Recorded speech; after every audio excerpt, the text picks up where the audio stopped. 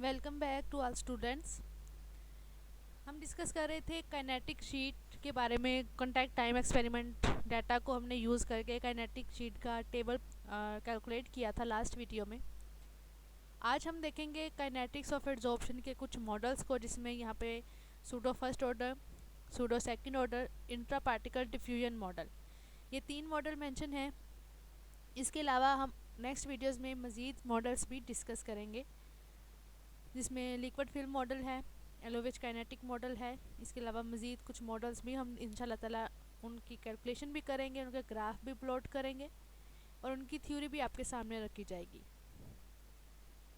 आज की वीडियो में हम सबसे पहले तो ये देखते हैं कि काइनेटिक मॉडल्स या एड्जॉर्प्शन काइनेटिक्स क्यों ज़रूरी है। यह आपने मैट्रिक लेवल पे या एफएससी लेवल पे भी देखा होगा।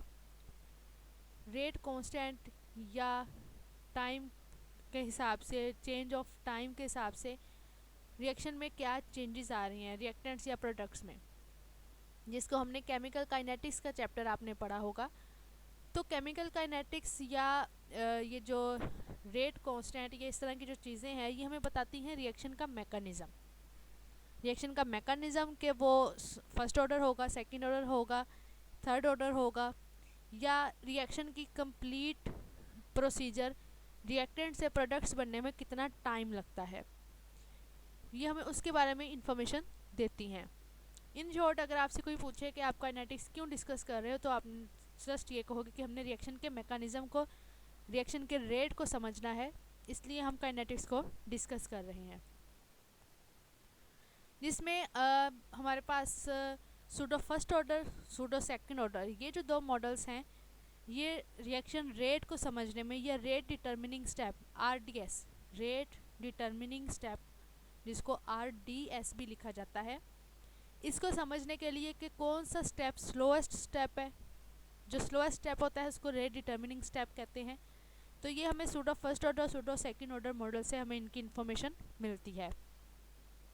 जबकि इंट्रा पार्टिकल डिफ्यूजन मॉडल से हमें एड्जॉर्प्शन के मैकेनिज़्म का पता चलता है कि एड्जॉर्प्शन प्रोसेस जस्ट एड्जॉर्बेंट की सरफेस पे हो रहा है, या वो डाई मॉलिक्यूल एड्जॉर्बेंट की सरफेस के अंदर पेनिट्रेट करके, डिफ्यूज़ करके उसके इनर पार्ट तक भी जा रहे हैं और वहाँ भी एड्जॉर्ब हो रहे हैं। यानी कि जस्ट बाउंड्री लेयर एड्जॉर्प्शन हो रही है, या इनर डिफ्यूजन हो के उसके एड्जॉर्बेंट के इनर पार्ट में भी एड्जॉर्प्शन शो हो रही है। तो ये सारा प्रोसेस हमें ये काइनेटिक मॉडल से पता चलता है, जिसमें हम सूडो फर्स्ट ऑर्डर को सबसे पहले देखते हैं।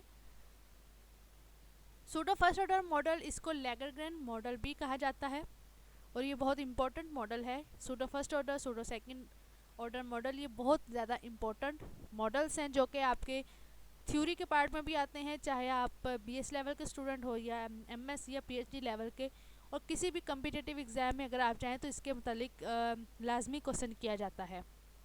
और अगर आप waste water treatment, adsorption, photolytic या फोटोकैटालिटिक डिग्रेडेशन की बात कर रहे हैं, तो उसमें भी ये मॉडल्स लाजमी देखे जाते हैं। सूडो फर्स्ट ऑर्डर जो लैग्रैंज मॉडल है, इसमें इस मॉडल के according rate of adsorption is directly related to number of free adsorption spots. Adsorption spot या एड्जॉर्प्शन साइट्स, जिसको हमने एक्टिव साइट्स भी कहा था। हमने लास्ट वीडियोस में देखा था, जिसमें हमने सेम एनालिसिस को डिस्कस किया था।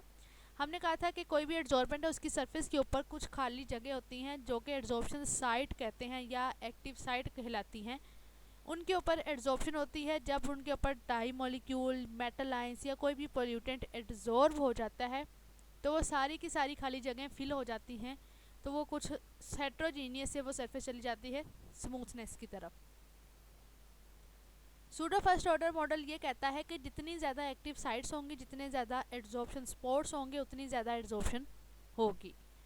तो यानी कि जो रेट है एड्जॉर्प्शन का या एड्जॉर्प्शन का, वो प्रोपोर्शनल है फ्री एड्जॉर्प्शन साइट्स से। तो यहाँ पे इसकी इक्वेशन मेंशन है, जिसमें dQT divided by dt is equal to KF minus QT। Q हम ऑलरेडी डिस्कस कर चुके हैं इसी प्लेलिस्ट के काइनेटिक के पहले पार्ट में। QE होता है अमाउंट ऑफ एड्जॉर्बेट एड्जॉर्ब या adsorption capacity of at equilibrium point, और QT आफ्टर टाइम T होती है। Adsorption capacity after time T, इसमें जो के एफ है हमारे पास वो pseudo first order rate constant है, और डी शो करता है चेंज, यानी कि डी क्यू टी का मतलब है चेंज इन एड्जॉर्प्शन कैपेसिटी, और डी टी का मतलब है चेंज इन टाइम, यानी कि टाइम कितना वेरी कर रहा है। तो ये उसकी प्रोपोर्शनैलिटी के हिसाब से है इक्वेशन, यानी कि जो इसमें के एफ जो अगर हम यहाँ से रिमूव कर दें तो ये इक्वल का साइन प्रोपोर्शनैलिटी में चेंज हो जाएगा, जो कि इसकी स्टेटमेंट से शो हो रहा है। Rate of absorption is directly related to number of free absorption spots. अगर इसी इक्वेशन को हम लीनियर फॉर्म में लिखें तो वो हमारे पास इस तरह की इक्वेशन आ जाती है, natural of q e minus q t is equal to natural of q e minus k f t. ठीक हो गया। अब यहाँ पे इस इक्वेशन की ये लीनियर इक्वेशन है सूडो फर्स्ट ऑर्डर मॉडल की, और इस इक्वेशन से हम आगे के एफ भी कैलकुलेट करेंगे और क्यू ई भी निकालेंगे। सबसे पहले इनका ग्राफ प्लॉट किया जाता है, जिसमें हम natural of q e minus q T ये वाली वैल्यू लेते हैं एक एक्सिस पे, और दूसरे एक्सिस पे हम टाइम लेते हैं ये टी। जस्ट टी के दरमियान हमने ग्राफ प्लॉट करना है, टी और यहाँ से ये natural of q e minus q T के दरमियान ग्राफ प्लॉट किया जाता है pseudo first order kinetic model. और इस ग्राफ से हम स्लोप, यानी कि स्लोप से हम के एफ कैलकुलेट करते हैं, और ग्राफ की जो इंटरसेप्ट होती है उसे हम ये क्यू ई कैलकुलेट करते हैं। अब इसका ग्राफ प्लॉट करने का जो उसका प्रॉपर अरेंजमेंट है वो मैं आपके सामने रखती हूँ। ये सूडो फर्स्ट ऑर्डर का ग्राफ है। इस पर अगर मैं क्लिक करूँ तो ये देखिए ये दो कॉलम हाईलाइट हो गए हैं, जिसमें टाइम को एक्स एक्सिस पे लिया गया है और log q e minus q T को वाई एक्सिस पे लेके इनके दरमियान ये ग्राफ प्लॉट किया गया है। ग्राफ को मैंने क्लिक किया तो ये दो कॉलम हाईलाइट हो गए, जिसमें ये टाइम टी मिनट वाला है और ये log q e minus q T का है।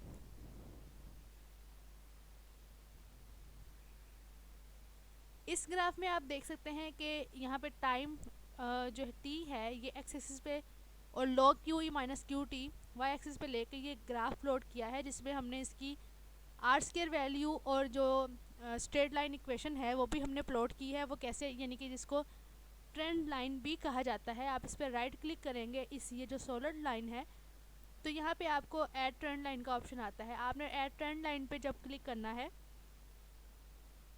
तो आपके पास राइट साइड पे ये इस तरह का बॉक्स अपीयर होगा, जो कि हम हर वीडियो में भी डिस्कस करते आए हैं। अभी तक आईसीएसएम में भी डिस्कस किया था कि आपने आर स्क्वायर इक्वेशन के ऊपर मेंशन करना है और डिस्प्ले इक्वेशन ऑन चार्ट, तो आपके पास ये पूरी वैल्यू आ जाएगी जो कि यहाँ पे शो की गई है। आर स्क्वायर वैल्यू हमारे पास रिग्रेशन कोफिशिएंट होता है, जिसको कोफिशिएंट कहा जाता है, कोफिशिएंट ऑफ रिग्रेशन भी कहते हैं या कोफिशिएंट ऑफ डिटर्मिनेशन भी कहा जाता है। ये बहुत ज़रूरी होता है कैलकुलेट करना, निकालना, क्योंकि जितनी आर स्क्वायर की वैल्यू क्लोज टू 1 होगी उतना ही वो मॉडल हमारे प्रोसेस को फॉलो करेगा। ये स्ट्रेट लाइन इक्वेशन है y is equal to M X plus C. यहाँ से ये हमारे पास स्लोप है, जो कि x के साथ वैल्यू लिखी होती है, ये स्लोप होती है। और जो वेरिएबल के साथ नहीं है, एक्स वाई जिसके साथ नहीं लिखा, वो c इंटरसेप्ट होता है। इस स्लोप की मदद से हम के एफ निकाल लेंगे और इस इंटरसेप्ट की मदद से हम क्यू ई कैलकुलेट करेंगे। आपने ये ग्राफ प्लॉट जब कर लेना है सूडो फर्स्ट ऑर्डर का, तो उसके बाद आपने इस तरह की कुछ इक्वेशंस इसमें लगानी है। स्लोप की मदद से आपने के एफ कह सकते हैं या K1 कह सकते हैं, जो भी आप नाम देना चाहे, और क्यू ई आपने इंटरसेप्ट से निकालना है। के एफ और स्लोप का क्या रिलेशनशिप है उसकी इक्वेशन आपके सामने रखी है। सूडो फर्स्ट ऑर्डर के केस में स्लोप इज इक्वल टू के एफ डिवाइडेड बाई 2.303। ये 2.303 यही वैल्यू आपने पुट करनी है, चाहे वो एड्जॉर्प्शन की हो प्रोसेस या फोटोलाइटिक डिग्रेडेशन या फोटो कैटालिटिक या जो भी मेटल लाइन है या जो भी डाई है। ठीक है, ये वैल्यू ये कांस्टेंट है, ये चेंज नहीं होती। एक्चुअल में यही इक्वेशन होती है स्लोप और के एफ के दरमियान रिलेशनशिप की। ये हमने 2.303 कहीं से हमने कैलकुलेट नहीं की, ये एज इट इज़ फार्मूले में ही है। ये यहाँ से हमने के एफ निकालना है। स्लोप हमारे पास ग्राफ से आई हुई है, तो के एफ को इधर रहने देंगे, 2.303 को दूसरी साइड पे जब लेके जाएंगे वो तो स्लोप के साथ मल्टीप्लाई होगा। इट मीन्स कि k f is equal to 2.303 multiply by slope. आपके ग्राफ की जितनी स्लोप वैल्यू आई है आप उसके साथ 2.303 को मल्टीप्लाई करेंगे, आपके पास के एफ जो कि सूडो फर्स्ट ऑर्डर का कांस्टेंट है, रेट कांस्टेंट है, उसकी वैल्यू आ जाएगी। ठीक हो गया। उसके बाद क्यू ई कैसे निकालने हैं, तो क्यू ई निकालने का जो फार्मूला है वो क्यू ई और इंटरसेप्ट का जो रिलेशनशिप है वो यहाँ पे गिवन है, log q e is equal to intercept. ठीक है, यानी कि जो आपके ने क्यू ई निकालना है वो इंटरसेप्ट के साथ उसका क्या रिलेशन है, जब आप क्यू ई का log लेते हो तो वो इंटरसेप्ट के इक्वल होता है। अब यहाँ से आप क्यू ई निकालना चाह रहे हो तो इंटरसेप्ट आपके पास ग्राफ से आ गई है, आपने क्या करना है, log को दूसरी साइड पे लेके जाएंगे तो वो एंटी लॉग हो जाएगा।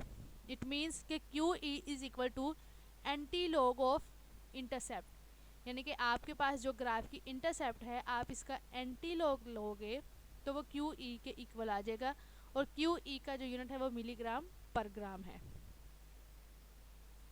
आर स्क्वायर वैल्यू आपके जो ग्राफ की है वो तो आपने लिखनी होती है हर मॉडल की, जैसे हमने आइसोथर्म के केस में देखी थी। तो यहाँ पे आप सूडो फर्स्ट ऑर्डर के केस में के एफ और क्यू ई कैलकुलेट कर सकते हो। अब इसी एक्सेल शीट की तरफ अगर वापस आएँ तो यहाँ पे भी इस ग्राफ के नीचे कुछ कैलकुलेशन की गई हैं, जिसमें हमारे पास स्लोप इज इक्वल टू के वन डिवाइडेड बाई 2.303 है, यानी कि जो मैंने अभी आपके सामने क्वेश्चन रखी थी, स्लोप और के वन या के एफ का रिलेशनशिप क्या है, स्लोप इज इक्वल टू के एफ डिवाइडेड बाई 2.303। यहाँ पे स्लोप की वैल्यू आई है 0.0509, वो हमने यहाँ पुट की, उसको मल्टीप्लाई किया 2.303 के साथ तो हमारे पास के वन या के एफ आ गया।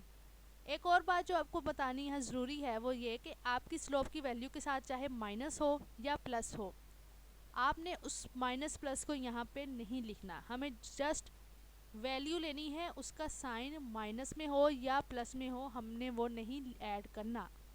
वो सारी काइनेटिक्स में भी आपने ये चीज़ अप्लाई करनी है, सारे आइसोथर्म मॉडल्स में भी और थर्मोडायनेमिक्स में भी। आपने जस्ट स्लोप या इंटरसेप्ट उनकी जो भी वैल्यू आई आपने उनको जस्ट उसका साइन यूज़ नहीं करना, बल्कि उसकी जस्ट वैल्यू लिखनी है। ठीक हो गया। इसी तरह आपने जब ये इंटरसेप्ट है इसका जब एंटी लॉग लेंगे तो आपके पास क्यू ई आ जाएगा, और वो यहाँ पे लिया गया है natural log log q e is equal to intercept. ठीक हो गया। तो आपने इस तरह स्लोप से क्या करना है, के एफ ने कैलकुलेट करना है, यानी कि स्लोप को 2.303 के साथ मल्टीप्लाई करके आपने के एफ कैलकुलेट कर लेना है, और दूसरी साइड पे आपने क्या करना है, क्यू ई निकालने के लिए इंटरसेप्ट का एंटी लॉग ले लेना है। तो आपका सूडो फर्स्ट ऑर्डर के केस में आपका ये ग्राफ भी प्लॉट हो गया और उसके साथ आपकी ये पूरी कैलकुलेशन भी हो गई जो कि सूडो फर्स्ट ऑर्डर मॉडल से निकलती है। तो इस तरह आप अपने रिसर्च डाटा को अप्लाई कर सकते हो pseudo first order kinetic model पे। ठीक हो गया।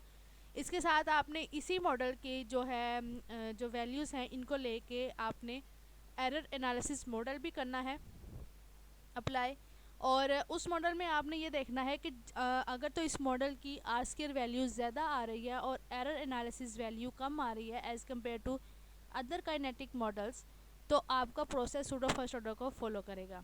अगर आपके सूडो फर्स्ट ऑर्डर की आर स्क्वायर वैल्यू, जैसे इस केस में आर स्क्वायर वैल्यू जो है वो 0.48 बहुत बहुत बहुत कम आ रही है, 1 से तो बहुत ही दूर है ये, तो इट मीन्स कि सूडो फर्स्ट ऑर्डर आपके प्रोसेस को फॉलो नहीं करेगा। अगली वीडियो में हम डिस्कस करेंगे सूडो सेकंड ऑर्डर मॉडल की थ्योरी को, उसके ग्राफ को, और ग्राफ की मदद से जो हम उसमें जो कांस्टेंट की वैल्यूज़ कैलकुलेट करते हैं उनको भी इंशाल्लाह डिस्कस करेंगे। So stay tuned with young researchers. Thank you very much for your valuable time. अल्लाह हाफिज़।